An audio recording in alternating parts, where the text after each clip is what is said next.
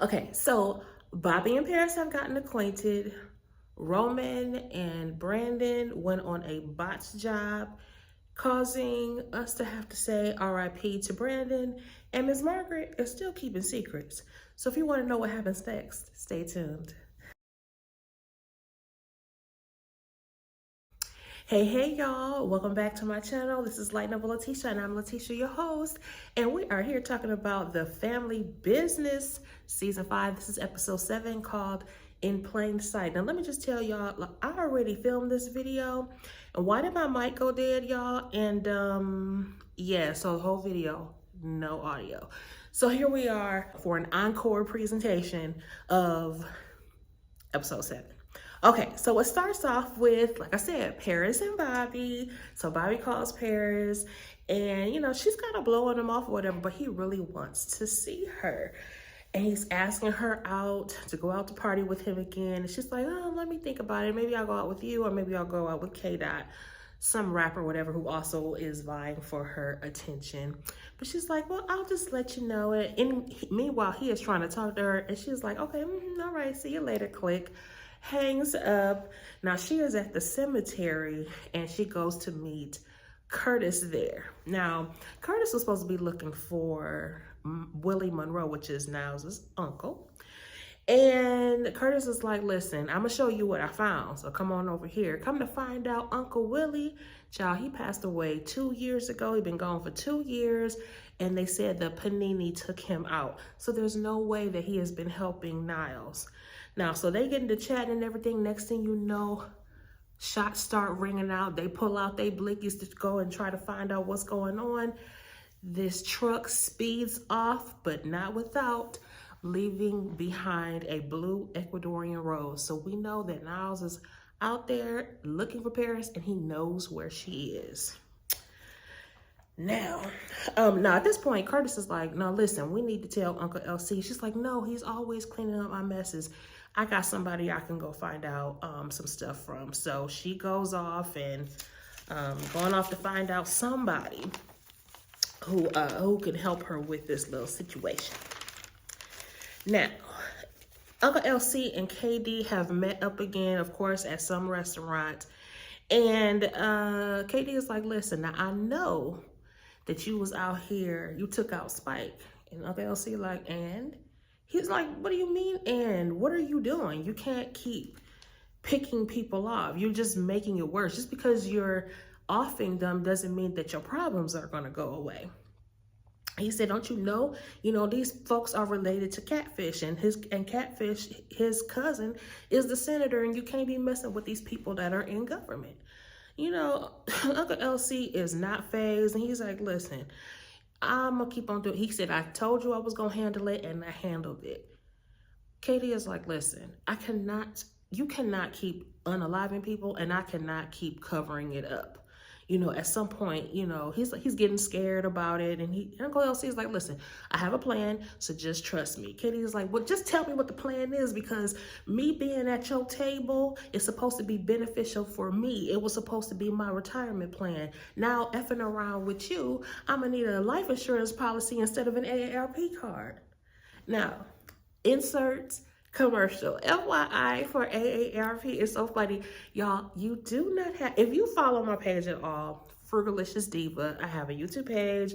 Also am on Instagram and Facebook, Frugalicious Diva. Just FYI, you don't have to be 55 or elderly in order to get an AARP card. You only have to be 18 years old. And also, when you get a membership, you also get a secondary card. So you you basically get 2 memberships in one. So both myself and my daughter have an AARP card. Moving on. Back to our regularly scheduled programming. Now, so like I said, KD says, look, he is getting scared. He can't keep fooling around with Uncle LC. And LC just said, listen, just trust me. I'll be in touch. And he moves on.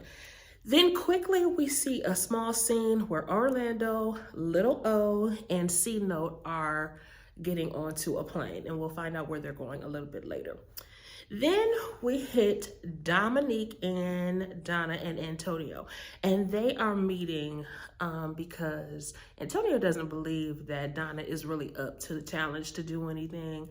And Dominique's like, listen, she is going to be able to take care of this business for you. Now, meanwhile, Ruby calls Antonio and said, I heard you was looking for me. But no, I'm just playing. She said, I heard you was looking for Vinny though. And yeah, Antonio's like, yeah, I am. And what you gonna tell me? Well, you don't know where he is? She's like, no, I know where he is. Child, he gone, deceased, met his demise, gone. And he's like, oh my gosh. So he immediately blames Orlando, right? And she's like, no, I took him out. He's like, no, you wouldn't have. You loved him. He loved you. And she said, you knew he was a controlling SOB. And he was never going to even let me out of this marriage. If I tried to leave, he wasn't going to let me leave. And he was going to try to unalive me. So I got him first. So Antonio's like, oh my gosh. Okay, well, if that is true, please tell me where he is so I can give him a proper burial. So she said, okay, I'll send you the coordinates. And he said, and if this is what you're saying is true, you know I'm going to have to get you. She was like, catch me if you can. Click, and hung up on his ass. Okay. And then after that, she says to a guy that's behind her, please take me back to the villa. Now I'm like, the villa? Is she still in New Orleans or is she elsewhere? So, you know, Ruby be slipping and sliding, so we don't know where she is. And she does know how to hide, that's for sure. Now, FYI, I meant to tell y'all last week when we brought up Marquise and he entered the building. So Marquise is a Duncan, and obviously, you know, because Orlando went to go see him, said he was family. But he is the star, or one of the stars of the Family Business New Orleans. So if you want to watch that comes on BET Plus on Thursdays. It's currently on right now. I was supposed to be doing recaps, child. Time has really got away from me. It's a lot of work to have to do these videos. By the way, I'm doing this one a second time. I told you I already did this video. But anyway, moving on. I digress. I'm okay. But anyway, that is the story of Aunt Shirley. So Shirley Duncan. So there were 4 brothers, LC, Uncle Lou, Uncle Larry, and Uncle Levi. They're not in that order because Uncle Levi's the youngest though. And he was married to Shirley Duncan, who used to work at the Woe House with Aunt Chippy back in the day at Uncle Sam. It was called Big Sam's. That's what it was called. So anyway, you'll get the story of what's going on with the Duncans in New Orleans right now. Marquise is out there wilding out.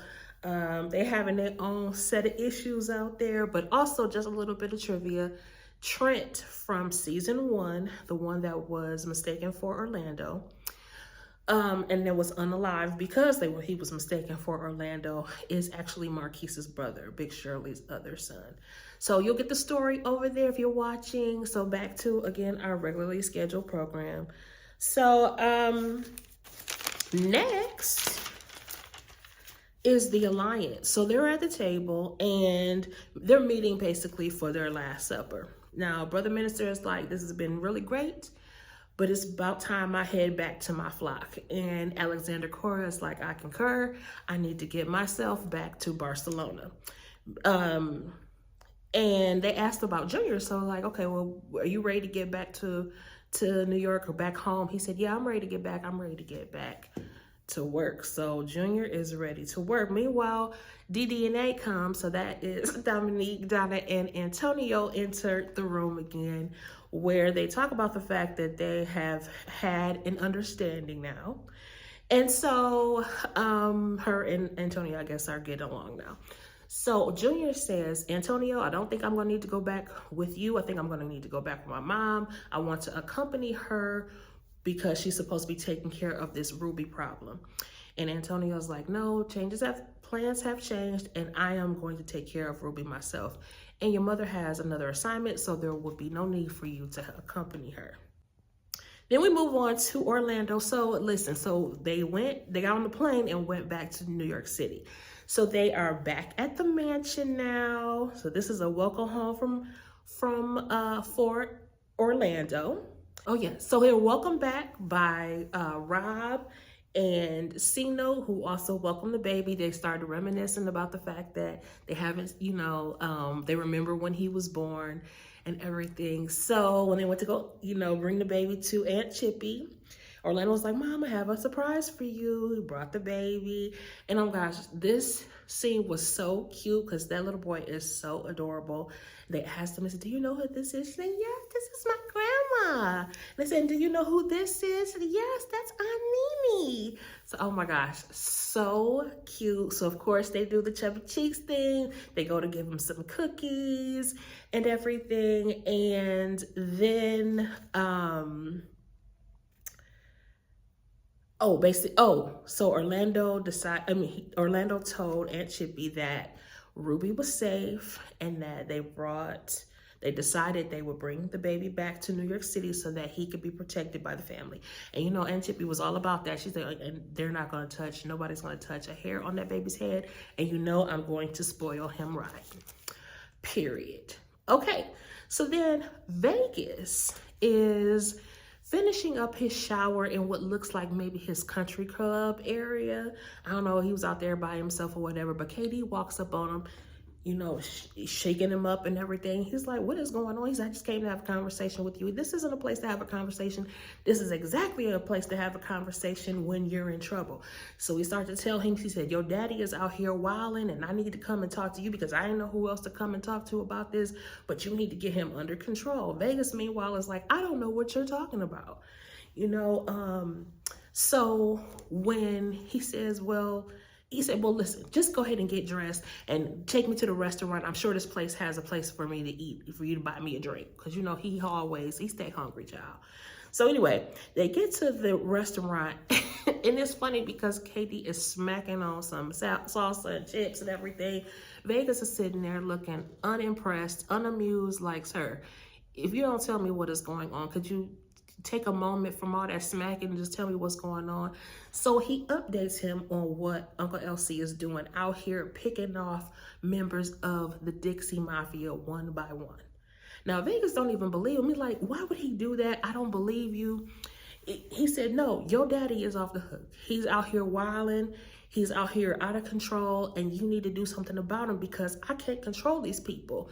You're going to have to, reel him in or whatever. So Vegas was kind of like, well, maybe, if you're picking him off, maybe we should just let him continue to doing what he's doing. He's like, is everybody in your family crazy? He said, you can't do these people like this. You're dealing with people in the government. These people are high powered and they are not to be trifled with.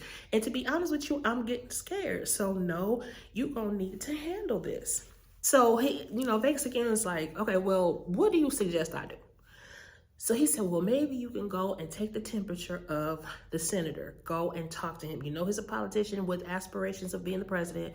So maybe you can, promise him the black vote or something, or at least to disrupt it. Now, that made me mad, child. Vegas is like, okay, so you want us to sell out our people? Katie said, never said it was going to be easy, son. But still, and the people really are out here making wheels and deals like this. Crazy. Anyway, Uncle LC then meets up with Christopher Johnson. Now, Christopher Johnson is the high-powered attorney from the Black Hamptons that deals in all of the shady dealings out there. So we know that if he went to go see Christopher, then it is some mess and it's some down and dirty mess or whatever. So Christopher says, well, our mutual friend, you come highly recognized from, or highly recommended from our mutual friend. What can I do for you? Uncle LC says, well, I need your help. And in helping me, I'll be able to help you. Because it is no secret that your candidate could use some help right now. So I don't know what that means. I don't know if that's Ronald Sims right now. We don't know who the candidate is. I'm assuming it's somebody running for office of some sort. So it is very clear that he is using, this is part of this plan that he was telling he had to KD. So then we go on to the next one, so to Dom and Don. I'm going to call Dom and Don that for the rest of this season, because Donna and Dominique have, in fact, pretty much all of their scenes have been together. You see one, you see the other. They're kind of a tag team right now.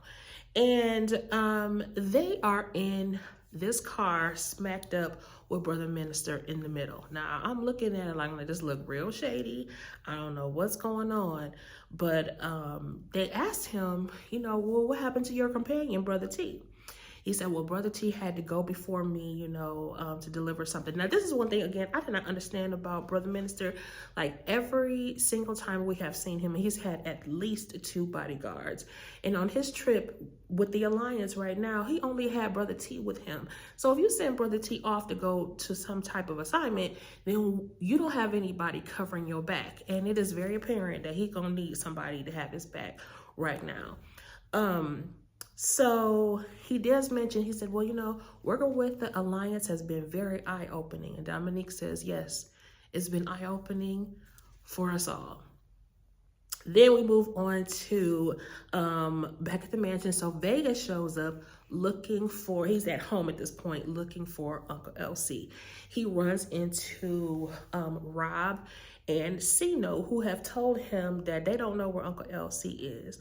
Now Vega's like, you are the head of security, your personal security for my father. Why do you not know where he is? And they were like, listen, he's been doing some disappearing acts for the last few weeks now. He's been slipping and sliding out here and then telling us not to follow him, and we know better than to be asking them any questions. And while I understand that that's their job, their security, and it's still their job to take orders from the people that they work for, there is no damn way in the world that you should not know where your people are. I don't care if he said, don't follow me. I don't care if he said, leave me alone, I'm gonna do this on my own. You should have had a tracker or something. You should always know the people you're supposed to be protecting. You should always know where they are at any given time. If I didn't love them so much and they weren't family, I would be like, they need to be fired. But I digress, and I'll stand off. Moving on. So Vegas went in to ask Aunt Chippy where Uncle LC was. She said, oh, he said he'll be home late, or whatever. So Vegas tells Orlando, they have their brotherly reunion and everything. Because again, Orlando has been gone for a while. So they do their hugs and everything. But Vegas is like, look, I need you to take a ride with me. We need to go look for Pop. I need to tell you something. And I'll tell you on the way, but we got to go. So he asked Aunt Chippy to watch the baby, and of course, she obliges, and they go off on a trip, on a ride. Now,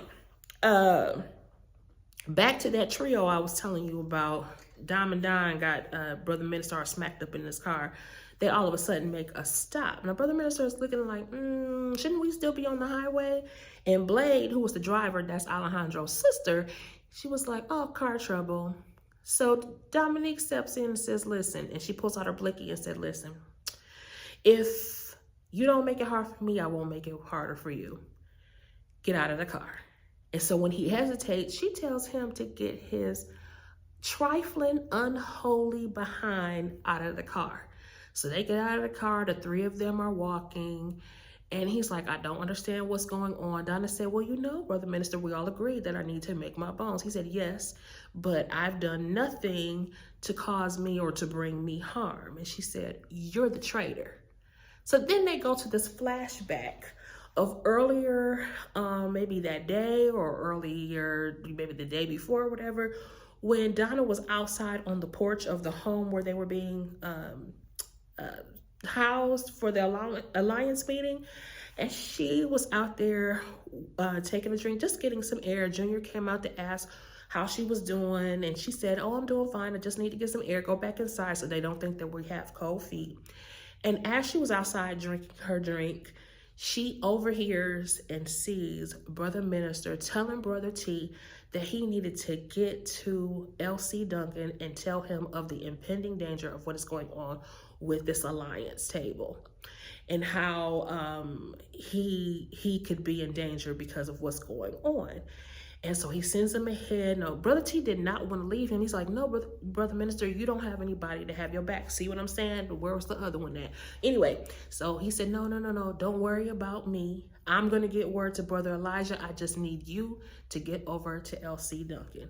So Brother T does move. He does go. And so now Brother Minister is at the mercy of Diamond Don.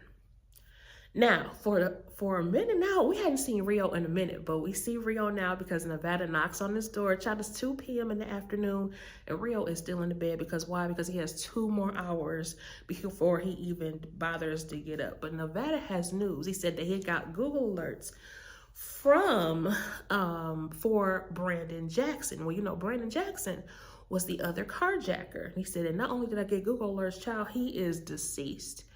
Now, Rio was like, oh, okay, what's going on? Dang, well, karma's a bee, you know. And he said, And not only that, Nevada says, that the funeral is tomorrow. So Rio was like, well, I need to figure out how we can find out where his partner is, you know, Roman. And Nevada said, I got a few ideas. So, of course, it looks like they're going to head to that funeral. Now, back to Vegas and Orlando. Child, they have been in this car now. They have driven 7 hours. Orlando is hot about it. Like, this was so unnecessary. What did you need to tell me that we had to drive 7 hours to Virginia for? So they're looking for their father. Vegas is like, Pop has not answered the phone. We got information from KD that we need to go check out. Curtis is getting them the information. So Curtis does call to give them coordinates of where they're supposed to be and tells them, hey, listen, those people ain't about no games. You know, they don't play around. So just be careful out there. Now, Orlando hating because he don't like cousin Curtis. So he going on about why would we listen to anything Curtis got to say or whatever. In Vegas, it's like, listen, but he's the best resource that we have. Aside from Nevada, he can basically find anybody. He's a great resource for the family. I know y'all may not be cool right now, whatever, but we got to use what we have. And so they pull up to this warehouse, and Orlando was like, see, this is what Curtis gave us, a warehouse that's empty, you know, so much for that tip. But Vegas like, but look closely. Actually, there's a sports car here. Wouldn't this be an odd place for a luxury car to be? So clearly there's somebody in there. So they decided to strap up and they get out of the car with the idea that they're going to go into the warehouse. Now, meanwhile, Uncle LC, now they out there looking for him, and he pulling up to the house. Now, not only he pull up to the house, when he get out, he got that whole, I just off somebody strut again. So we don't know what is going on, but we know he got that strut, and we got that strut. You know what he ready to do. So then we get a scene where 2 guys are meeting up with another guy to do a medical transaction of the streets, per se. And Brother Elijah, who we have not seen in a while, I don't think we've seen him all season. Brother Elijah menacingly walks up to them and tells them they need to stop what they're doing, selling on the streets or whatever. He snatches the bags of the product or whatever. So then the dealer pulls out a blicky. Now, Brother Elijah is unfazed. He's like, that would be detrimental to your own health, basically, child. You need to put that down. Next thing you know, he's threatening Brother Elijah, but Paris rolls up with her own blicky. So Elijah snatches the blicky out of the dealer's hand and everything. Now, Paris, she always ready to go, child. So she was like, listen, should I do the honors or should you? He's like, no. We're going to give him some grace, because he knows that if he ever comes to this neighborhood again trying to do what he's doing, that he is not going to be shown the same courtesy. So the guy runs up out of there. Paris and Elijah hug because they haven't seen each other in a while. And Paris is telling him, hey, I'm here to talk to you. I need to find out some information. They go to have coffee. So she tells Elijah about the fact that she is looking for Niles Monroe. Now, he recognizes the name. He's like, dang, I haven't heard Niles' name in a really long time. So I don't think he's going to be easy to find, especially if he's not trying to be found. So I'll see what I can do, whatever. So she said, well, he may not want to be found, but he's going to be found because I need to figure out like what is going on. So they part ways at that point, but he did say to her, make sure, you be careful out there because it won't be easy to find him, and, you just need to watch your back. Now, meanwhile, Bobby is at home. He opened the door because Roman is banging on it. So he comes in looking for Darnell. Now, Bobby tells him, like, listen, Darnell got a shorty upstairs. He could be down in 2 to 3 minutes, or he could be down in 3 to 5 hours, whatever. But, so Roman's like, well, you think I could wait for him? No, sir. He said, I'll let Darnell know that you came by. Meanwhile, Darnell ended up calling Roman. And Darnell knew everything what was going on, including the fact that Brandon was deceased and the fact that before he had been deceased, he had stolen that watch from Vonnie. He was like, man, how could y'all have messed up that job? I told y'all you couldn't mess that one up. And so Roman was like, I hear what you're saying, yeah, Brandon is gone and everything. He said, but I need a place to lay low. Can you help me out? Darnell, like, child, I already gave y'all, I gave y'all a job already. Y'all messed it up. He was like, I can't have that heat on me. I don't want to bring that heat to Bobby's house. Nah, bro, you on your own. But I'm going to tell you one thing. Make sure you watching your back, stay strapped, and stay safe out there because it's about to get hot. Then back at the mansion, they are having, so the kids, the whole family is out there having some family fun time. And the kids are out there with their little glow sticks, glow swords, and playing the sword fighting game, whatever, having a good time. Now, this is the first time we see little Mimi, which is London and Harris's youngest baby. Little Mimi is the first time we've actually ever seen her. And just a trivia tip, she in real life is Lisa Reyes, our AKA Donna, her real granddaughter. Isn't that so cute? And the two of them were so cute. They fought, they hugged, they had a good time. And then Aunt Chippy gets a call from Uncle LC. What did I tell y'all? He comes in with that strut. He wants his wife. And sure enough, he requested for her to come into the house and come up to the bathroom where he is laid up in the tub. And she comes in and she sees her husband and he's like, get in this tub with me. And she's like, everybody's still up. And he said, well, good. That means we won't wake them. Well, all right now, hey. So she jumped in that tub, child, clothes and all. She jumped in the tub. Now, meanwhile, they panned to his clothing that was on the floor in the bathroom, all bloodied up. So we know what that means. Now, then we had a little faux brotherhood moment. Now, I call it faux because these people are enemies. So they're not really brothers. They have an alliance, but not a true brotherhood. But anyway, it is Antonio, Alejandro, and Junior. And they go to the coordinates that Ruby gave them in order to find Vinny. And they did indeed find his body rolled up in a rug. So, Antonio obviously is upset. He is sitting there mourning and crying, and they not hug him, but they, put their hand on his shoulder or whatever, giving very brotherly support. He does ask for a little time to himself that he can grieve his cousin really quickly, and then they decide to leave. But we do have a confirmation that Vinny is gone. Now, back to Vegas and Orlando. I told you that they strapped up, got out of the car, and walked into the warehouse, child, where they discover a body deceased on the ground. They don't know who it is, but they were like, oh, do you think Pop did this? And they didn't even get a chance to answer the question when the police ran in, busted them, arrested them, and took them away. And before they walked out, the police said, oh, dang, this is catfish. They done killed the mayor. Child. So another part of the Dixie Mafia picked off, and I think we know who did it.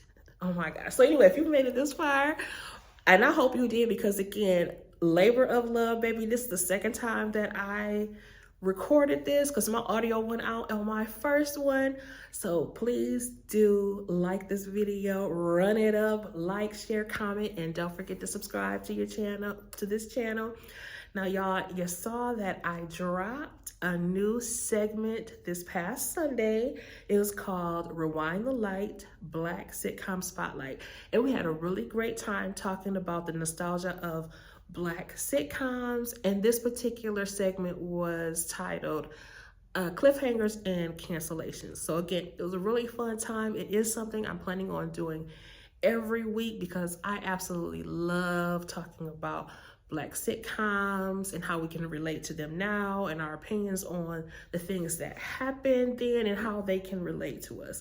Plus, I just like all sorts of trivia as well. So I hope you will join me there. Oh, my birthday is tomorrow. My birthday is tomorrow. So I hope that you will get me to my goal, which is 100 subscribers at least by my birthday, during my birthday. So that would be the perfect birthday gift for me. I would really appreciate it, and I do appreciate you watching this video. Again, don't forget to like, share, comment, and subscribe. And until next time, holla!